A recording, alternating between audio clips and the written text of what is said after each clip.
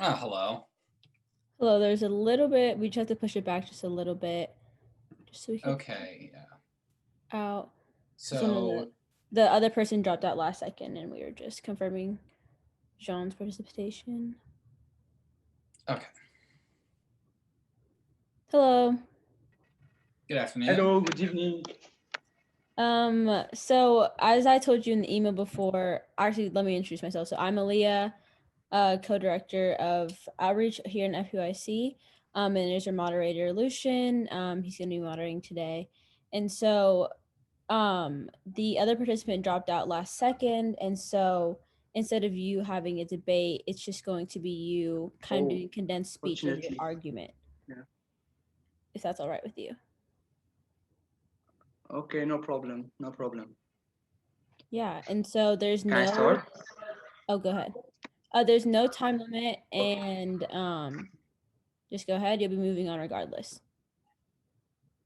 Okay, how much time do I have? Oh, It's there's no time limit for since you're performing a speech. okay. You can start whenever you're ready. It's a very controversial subject, but we, the young people, should act immediately before it's too late. In fact, like Barack Obama said, oh, after the Paris Agreement, a world that is safer and more secure, more prosperous and more free.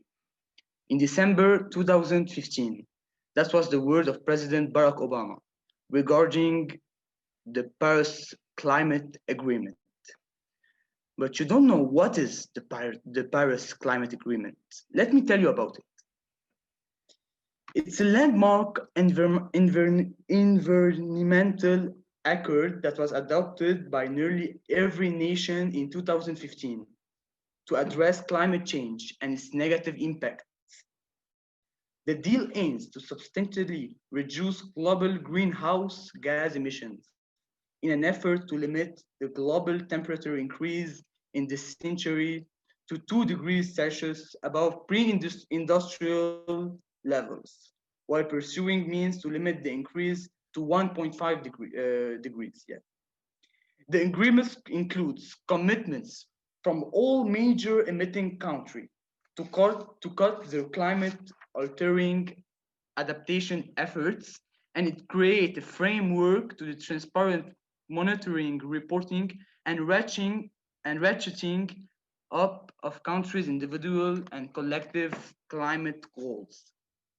The carbon emissions of all the countries in the world has increased in the last centuries, certainly after the industrial revolution was a major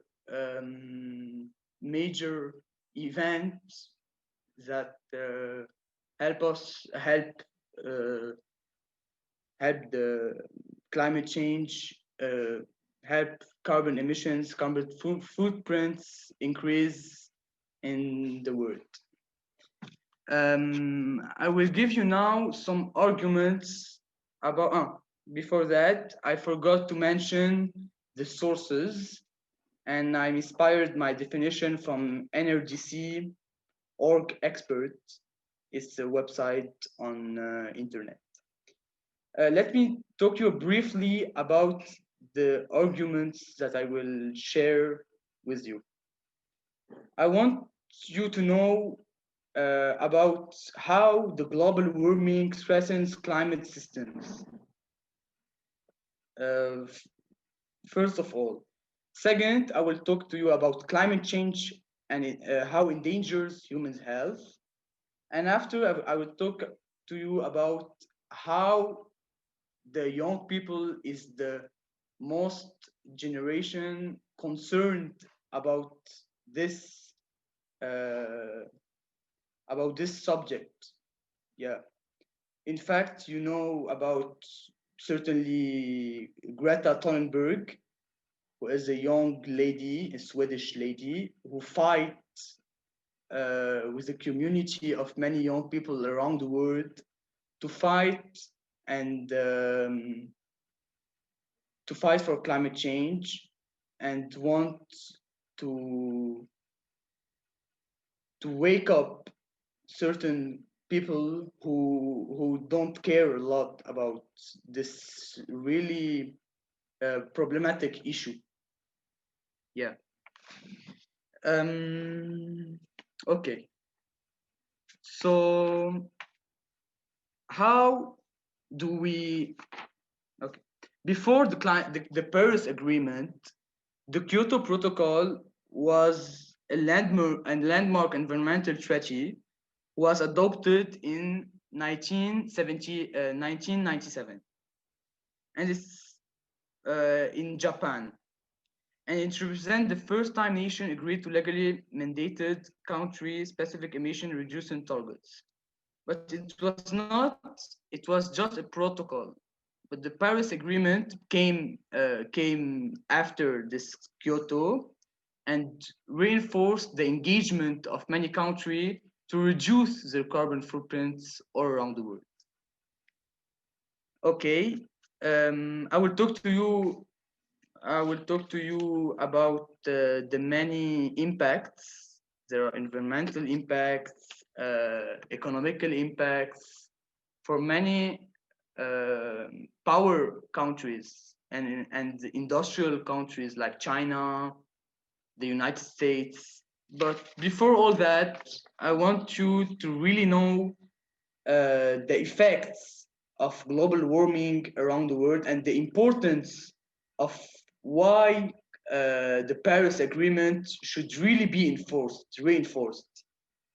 And the engagement of many countries around the world should be more powerful, I would say. Okay. The global warming threatens climate system. In fact, hotter temperatures both on land and sea after global weather patterns and change how and where precipitation falls. And in fact, it impacts the whole ecosystem as well, throwing migration patterns and life cycles out of whack. For example, an early spring can induce trees and plants to flower before bees and other pollinators have emerged. While global warming may equate the longer growing seasons and higher food production, in some regions, areas already coping with water scarcity are expected to become drier, creating the potential for drought, failed crops, and wildfires. I will give you, for instance, the many disasters and many fires that occurred in California recently. It was so harmful and painful for the population, and it's one of the impact of climate change and global warming. Another example, I can give you some drought in many African countries who suffer from lack of water, lack of food, and the global warming has a strong responsibility of this issue. Furthermore, climate change endangers human health. You will ask yourself how it endangers human cells. In fact, we are confronting a growing public health crisis because extremely heat contributes directly to cardiovascular disease and respiratory disease in the Indian city of Ahmedabad, for example. More than 1,300 excess deaths were recorded during a heat wave in May 2010. High temperatures also reduce air quality by creating more smog, pollen, and other-borne allergens, all of which can trigger asthma, which afflicts 2,035 million people around the world. Yeah, it's a very. Now I just finished my agreements. I will share with you why the Paris Agreement is really important. Because leaders from around the world collectively agreed that climate change is driven by human behavior, that it's a threat to environmental and all of humanity, and that global action is needed to stop it. It also created a clear framework to all countries to make emission reduction commitment and strengthen those actions over time. Here are some key reasons why the agreement is so important. It limits global temperature rise by reducing greenhouse gas emissions from around 2 degrees Celsius to 1.5 degrees Celsius. And to achieve this objective, 186 countries is responsible, and it signed this commitment. So it includes 2,025 companies all around the world. In addition, it provides a framework for transparency, accountability, and the achievement of more ambitious targets,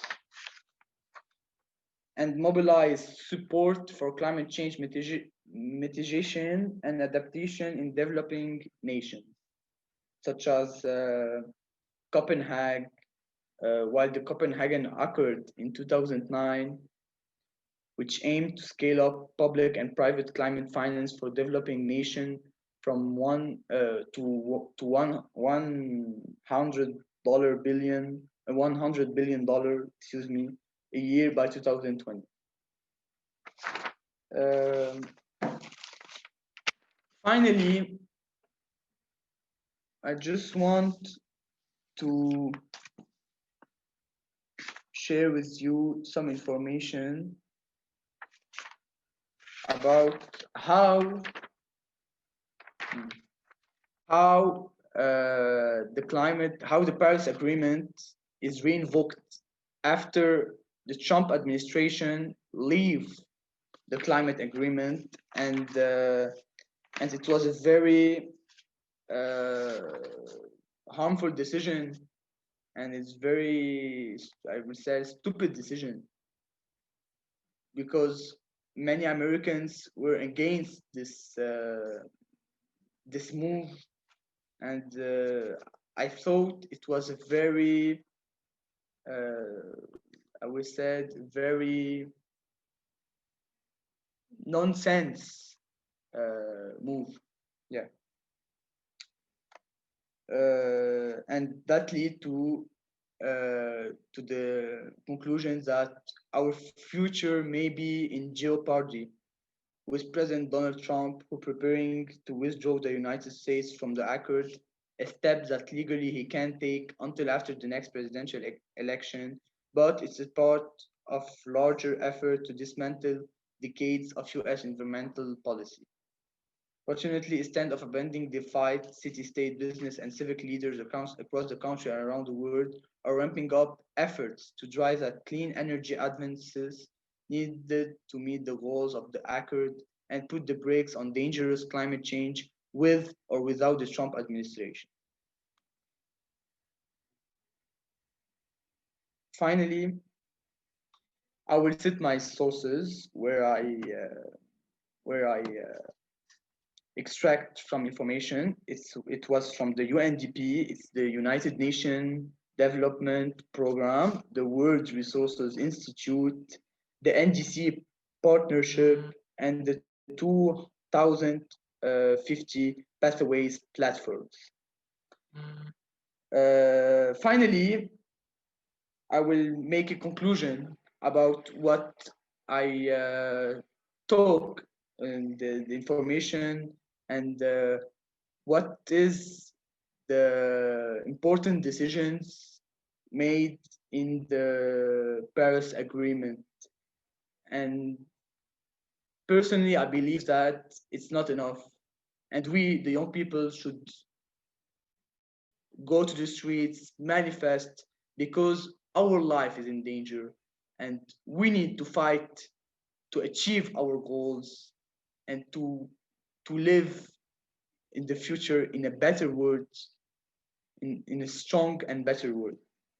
First, the Paris Agreement limit the average global temperature rise to well below 2 degrees above pre-industrial levels and pursue efforts to limit the increase to 1.5 degrees. Second, it increased the ability to adapt to the adverse effects of climate change and foster climate resilient and low greenhouse gas emissions development in a manner that does not threaten food production. And third, make financial flows consistent with a pathway toward low greenhouse gas emission and climate resilience development. Thank you. It was Jean-Luc Redi, live from Lebanon. Thank you very much.